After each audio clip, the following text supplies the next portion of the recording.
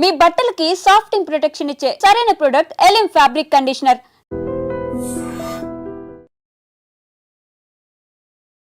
Hi hello namaste, welcome back to I dream media. ఇక అనుకోని ఒక దుర్ఘటన అయితే జరగడం జరిగింది. ఇక్కడ ముఖ్యంగా అబ్జర్వ్ చేసినట్లయితే ఎయిర్ ఇండియా బోయింగ్ AI 171 అనే ఫ్లైట్ ఏదైతే ఉందో అహ్మదాబాద్ నుంచి లండన్ వెళ్తుండగా ఇమీడియట్లీ అంటే ఫ్లైట్ స్టార్ట్ అయిన టేక్ ఆఫ్ అయిన 2 నిమిషాలకి ప్రమాదం జరిగినట్టుగా చెప్తా ఉన్నారు. అయితే ఈ ప్రమాదం గురించి ముఖ్యంగా ఫ్లైట్ టేక్ ఆఫ్ అండ్ ఫ్లైట్లో జరిగే ప్రమాదాల గురించి ఒక క్లియర్ ఇన్ఫర్మేషన్ అనేది మనం తీసుకుందాం. ఈ విషయాలపై మనకి ఒక క్లియర్ ఇన్ఫర్మేషన్ ఇవ్వడానికి మనతో పాటు ఉన్నారు పైలట్ బాబీ అజ్మీరా గారు. మ్యామ్తో మాట్లాడదాం. నమస్కారం మ్యామ్. నమస్తే సార్. నమస్తే. అంటే మ్యామ్, యూజువల్లీ ఒక ఎయిర్ ఇండియా ఫ్లైట్ ఏ ఫ్లైట్ అయినా కూడా చాలా చెక్స్ అనేవి చేస్తూ ఉంటారు. అది టేక్ ఆఫ్ అయ్యే ముందు చాలా జాగ్రత్తలు తీసుకుంటూ ఉంటారు అని చెప్తూ ఉంటారు కదా. బట్ అప్పటికి కూడా ప్రమాదం జరగడానికి గల కారణాలు ఏంటి? ముఖ్యంగా ఈ సంఘటనలో ప్రమాదానికి మెయిన్ రీజన్ ఏదై ఉంటుందంటారు? సార్, ఇవాళ ఏమైనా ఆ క్రాష్ మాత్రం it's a black day in the Indian aviation history actually. అంటే మనకి వన్ గోలో 200 అండ్ ఇప్పుడు 229 సో ఫార్ 229 ప్యాసింజర్స్ చచ్చిపోయినారు. 229 ప్యాసింజర్స్ ప్లస్ క్రూ, అంటే ఓన్లీ 1 ప్యాసింజర్ ఈజ్ అలైవ్. దీంట్లో ఇప్పుడు ఈ ఎయిర్ క్రాఫ్ట్ మెయింటెనెన్స్ అనేది నిజంగానే ఎయిర్ ఇండియాలో చాలా బాగుంది. అదే కాకుండా engineering staff talent pool they are excellent అనమాట. అండ్ ప్రతి ఎయిర్ క్రాఫ్ట్ కి before take off every engineer staff will check every instrument and they will give a go signal. అంటే దే విల్ సైన్ 1 సర్టిఫికేట్ అనమాట. Every parts every instrument is working, you can take off అని చెప్పేసి. So ఆ రకంగా we have no doubt about it. Coming to the ఈ plane లో accident, ఇప్పుడు pilots licence current ఉన్నాయి, మెడికల్ లైసెన్స్ కరెంట్ ఉన్నాయి, training procedures as per standard operating procedures ICAO standard ప్రకారం కంపెనీ స్టాండర్డ్ ఆపరేటింగ్ ప్రొసీజర్ ప్రకారం it is up to the mark అనమాట. కానీ ఇది ఎందుకు అయింది, దీని రీజన్ ఏముంది, అది ఇంకా ఎవరు చెప్పలేరు సార్. ఎందుకంటే ఓన్లీ టేక్ ఆఫ్ కాగానే 1 minute లోనే pilot has declared mayday mayday mayday అంటే ఇట్ ఈస్ అన్ ఎమర్జెన్సీ. ఇది ఇనిషియల్ క్లైమ్ స్టేజ్ లోనే instead of climbing aircraft started going down, descend అవుతుంది మీరు చూస్తే. సో దీనికి రీజన్ మనకి only after the black box, అంటే FDR ఇప్పుడు ఫ్లైట్ డేటా రికార్డర్ అనే ఒక ఇన్స్ట్రుమెంట్ ఉంటుంది సార్. దాంట్లో ఏంటంటే that is valid for 25 hours అనమాట. దాంట్లో ఇప్పుడు టేక్ ఆఫ్ అయినప్పటి నుంచి right from the push back నుంచి ల్యాండింగ్ వరకు.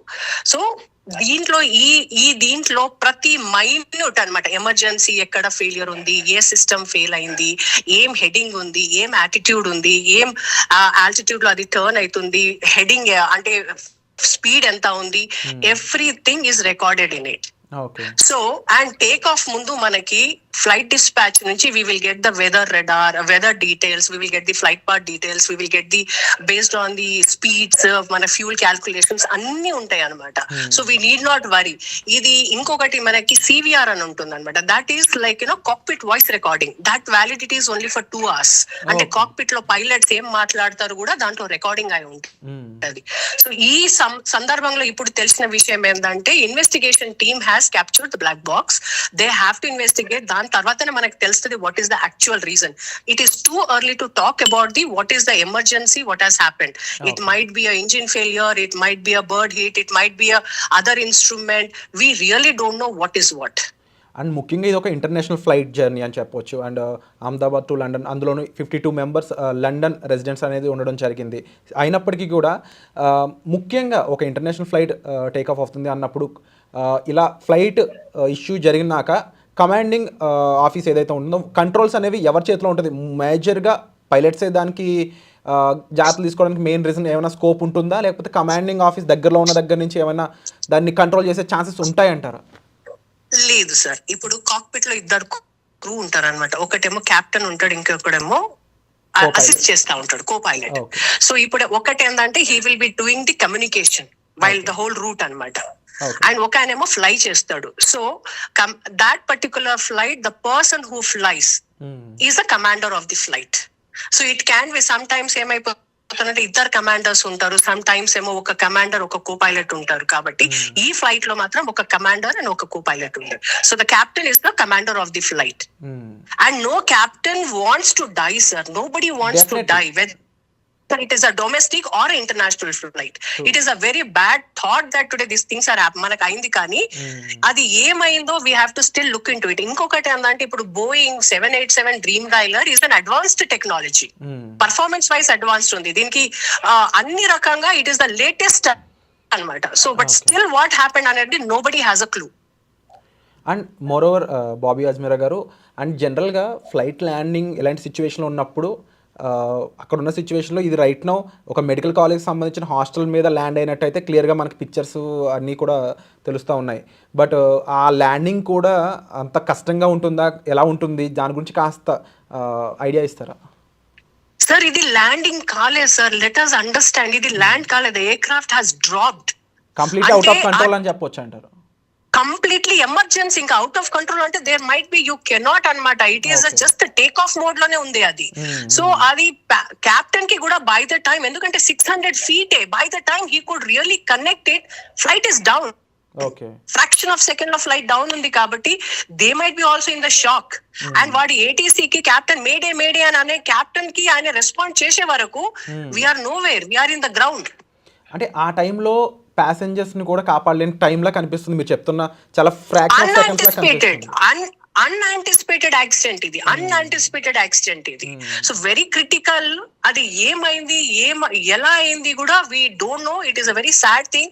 మనకు ఇన్వెస్టిగేషన్ టీమ్ అది మొత్తం ఇన్వెస్టిగేట్ చేసిన తర్వాతనే we will know what is the technical issue అని. అంటే హిస్టారికల్ గా కానీ లేకపోతే ఒక బ్యాక్ డేటా చూసుకున్నట్లయితే ఇలాంటి ప్రమాదం ఎప్పుడైనా జరిగిందా, ముఖ్యంగా దానికి పాసిబుల్ రీజన్స్ ఏ ఉండే ఛాన్సెస్ ఉన్నాయంటారు?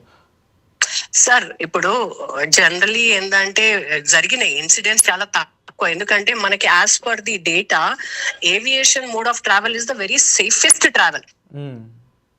అండ్ టెక్నాలజీ కూడా it's a very advanced technology కాబట్టి, అండ్ ఇన్సిడెంట్స్ కూడా అయినాయి. బట్ ఈచ్ ఎయిర్ క్రాఫ్ట్ కి డిఫరెంట్ రీజన్స్ ఉన్నాయి. There is no pilot error in it, it is an machine error. ఎందుకంటే అది మిషన్ సార్. మనం ఇప్పుడు కార్ తీసుకొని ఇంటి నుంచి బయటికి వెళ్ళినప్పుడు కార్ నడుస్తుంది, సడన్లీ కొంచెం దూరంతో పోయిన కార్ ఆగిపోతే వీ డోంట్ నో కదా, we have to call the helper or technician.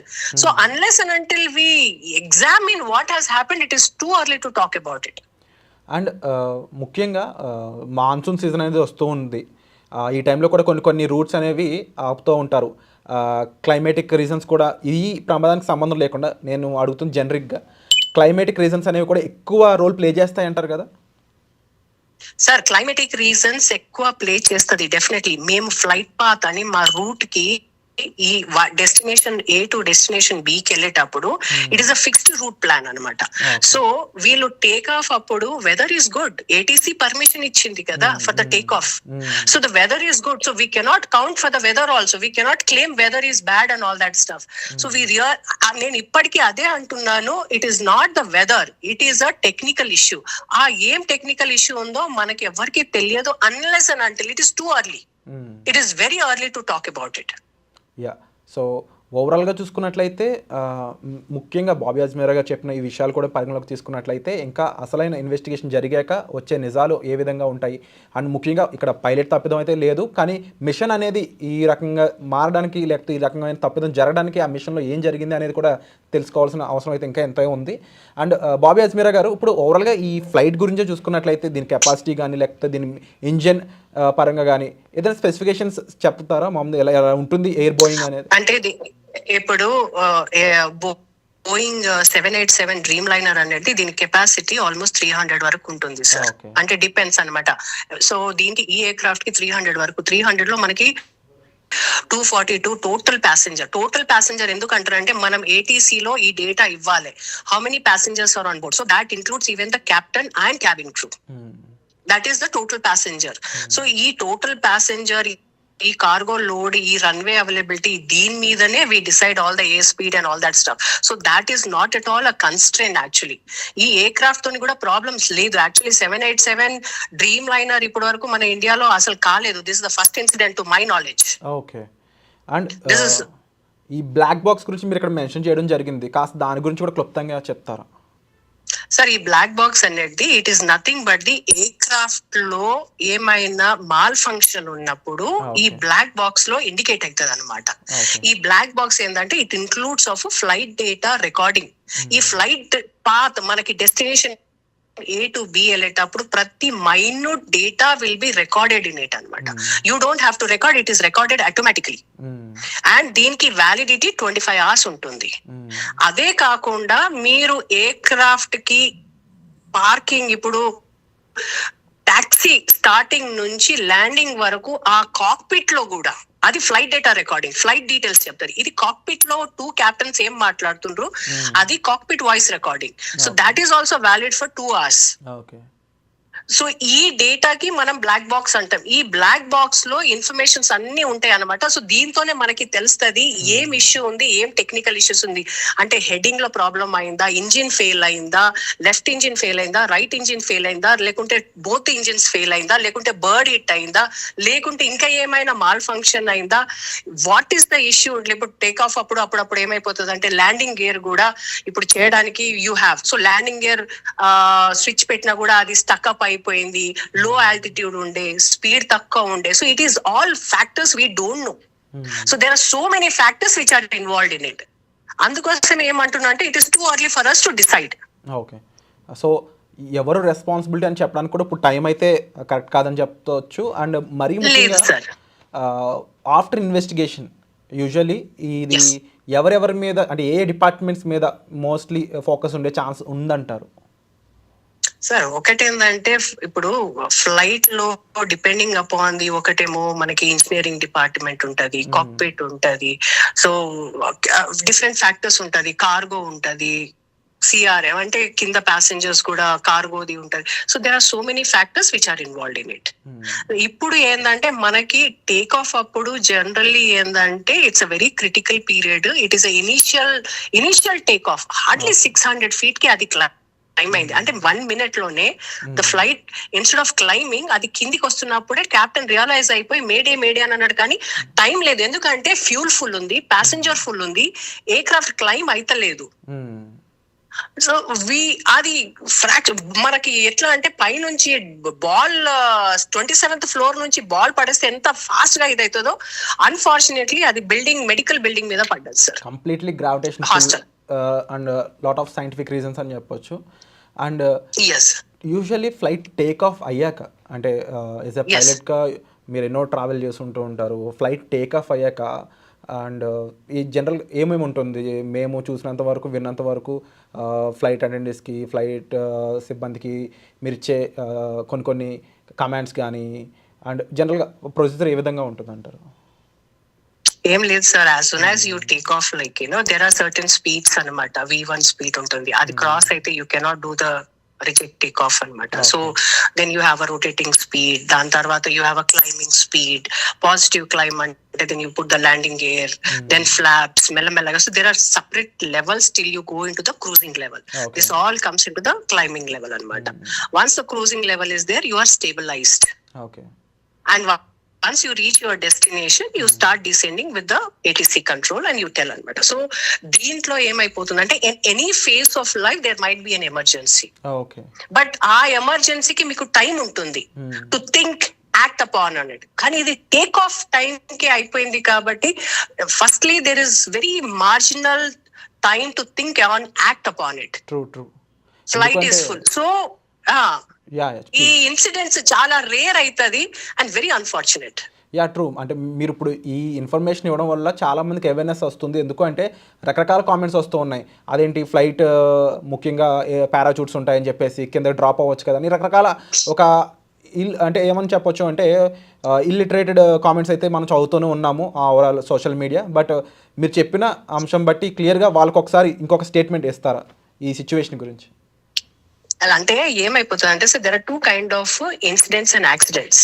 ఒకటేమో యాంటిసిపేటెడ్ ఎమర్జెన్సీ అంటే you have time to act and reduce that malfunction risk and you can solve it.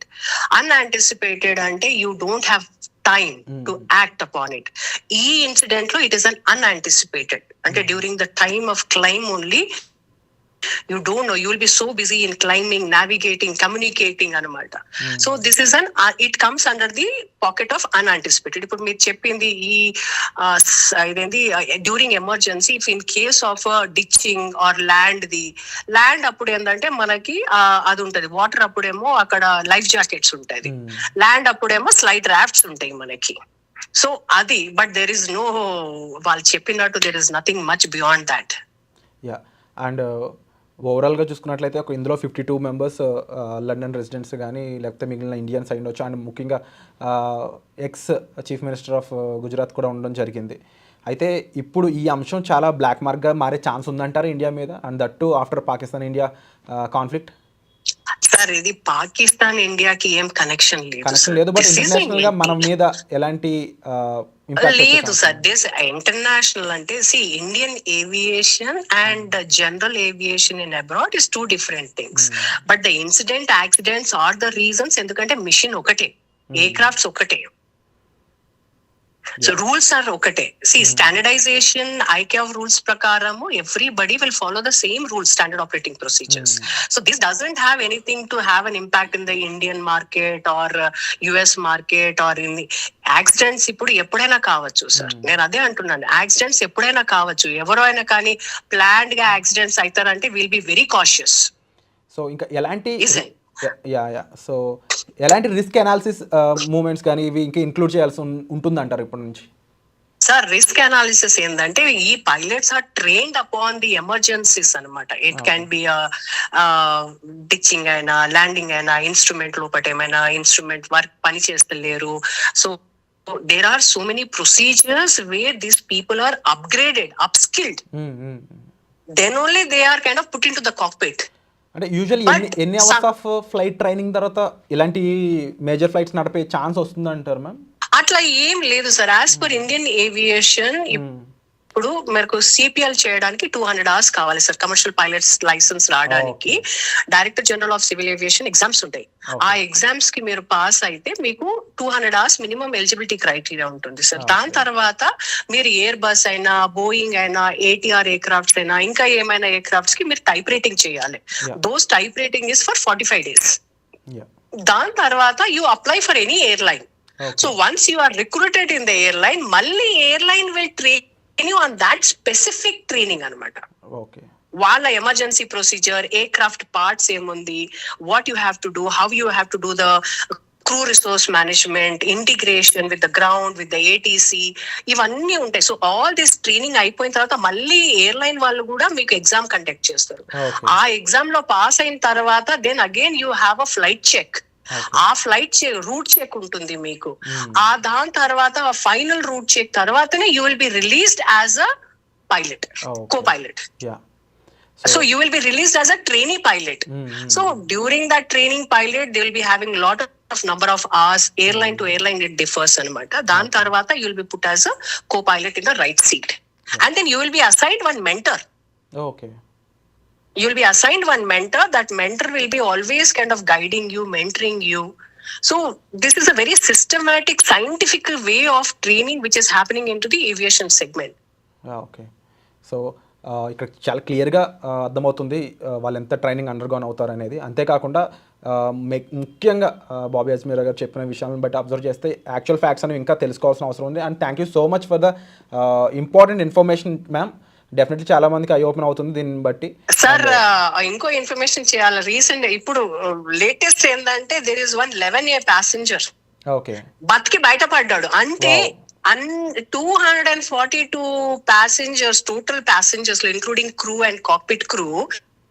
There is one passenger who is live and who has been cleared, validated by the commissioner of police, and ఆయన నడుచుకుంటా వెళ్తుండు. So that is a miracle. That is the really అసలు eyebrows goose bumps వస్తున్నాయి అనమాట. ఇంత పెద్ద incident లో ఎవరు బతకలేరు అని అనుకున్నప్పుడు దాంట్లోకి వెళ్ళి ఒక ప్యాసింజర్ నడుచుకుంటా బయటికి వెళ్తుండే. This is a great miracle. True, ఎందుకంటే no one expect this thing. ఎందుకంటే మనం ఆ ఫ్లైట్ వీడియో ఒకసారి అబ్జర్వ్ చేసినట్లయితే బ్లాస్ట్ చూడొచ్చు, ఆ ఫైర్ చూడొచ్చు క్లియర్గా. ఆఫ్టర్ దట్ కాలేజ్ హాస్టల్లో ఫ్లైట్స్ ఎక్లాలు చూడొచ్చు. But how it is happen, is there any possible chances అంటారా? లేదు sir, zero chances sir. It's all the debris are scattered అక్కడ. ఇంకో బిల్డింగ్ మీద పడి వాళ్ళు చచ్చిపోయినరు పాపం. And the air craft was full with fuel. Take off కదా, 10 hours ఫ్లైట్, 10-11 hours ఫ్లైట్ కి ఫుల్ ఫ్యూల్ తీసుకుంటారు. ప్యాసింజర్స్ ఉంటాయి, కార్గో ఉంటది. అసలు అది the way it fall down, the rate of speed of అది పడడం ఎట్లా ఉంటది అంటే సర్వైవల్ ఛాన్సెస్ ఆర్ 0%. కానీ దాంట్లోకి వెళ్ళి ఒక ఆయన లేచి బయటికి వచ్చి నడుచుకుంటా వెళ్ళడం అనేది మిరాకిల్. డెఫినెట్లీ ఆయన స్టేట్మెంట్ కోసం ఇప్పుడు ప్రపంచం మొత్తం ఎదురు చూస్తున్న దానిలో డౌట్ లేదు.